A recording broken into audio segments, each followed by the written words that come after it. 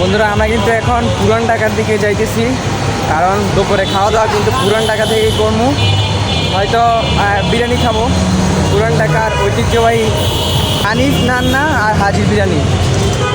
এখন এখন ভাবতেছি কোনটা খাবো, কোনটা বেশি মজা লাগবো। ঢাকার রাস্তা হাঁটলেও কিন্তু ভালো লাগে, জ্যামজট থাকলে কিন্তু তেমন ভালো লাগে না, কিন্তু আজকে তেমন জ্যামজট নাই। ঢাকা বিশ্ববিদ্যালয়ের সামনে দিয়ে যাইতেছি। অ্যাকচুয়াল যে ভাইবটা, অ্যাকচুয়াল পুরান ঢাকার ভাইব, এটা কিন্তু আমি এই জায়গায় এসে বুঝতেছি।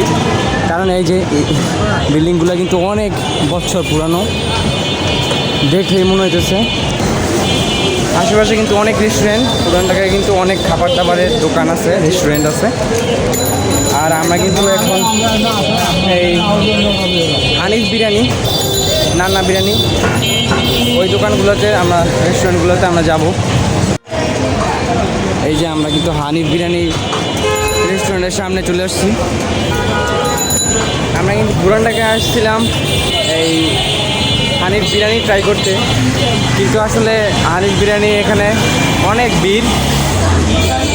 আর ওই পাশে কিন্তু হাজি বিরিয়ানি, হাজি বিরিয়ানির ওই জায়গায় কিন্তু অনেক ভিড়। আমরা ট্রাই করবো হানিফ বিরিয়ানি। হানিফ বিরিয়ানি কেমন? হ্যাঁ দাদা, অনেক সময় লাগবে, অনেক সময় লাগে। সবসময় কি এরকম ভিড় থাকে?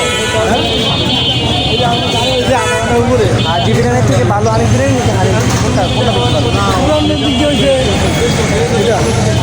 মানে পুরান হচ্ছে হাজি বিরিয়ানি, আর এটা হচ্ছে নতুন না, জনগণের চাহিদা বেশি, এটা চলে বেশি। আচ্ছা, তো বন্ধুরা আমরা এখন ভিতরে প্রবেশ করবো।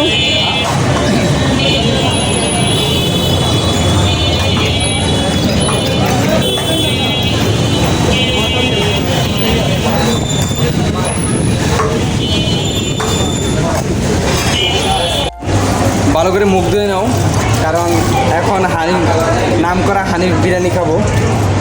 গাইস, পুরান ঢাকায় এসে কিন্তু আমার প্রেশার বাইরে গেছে, কারণ বিরিয়ানি খাইতে হইব।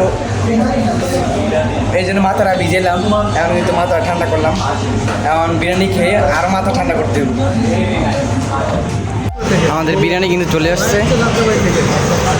এই যে গাইস, এখন কিন্তু মজা করে খাবো, তারপর আবার লাগছে কিন্তু আবার নিব।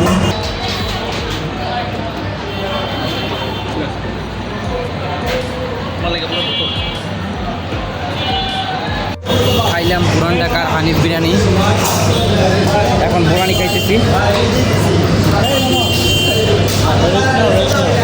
বিরিয়ানিটা যদি একটু ঠান্ডা হইতো তাহলে কিন্তু ভালো লাগতো, এটা ঠান্ডা না।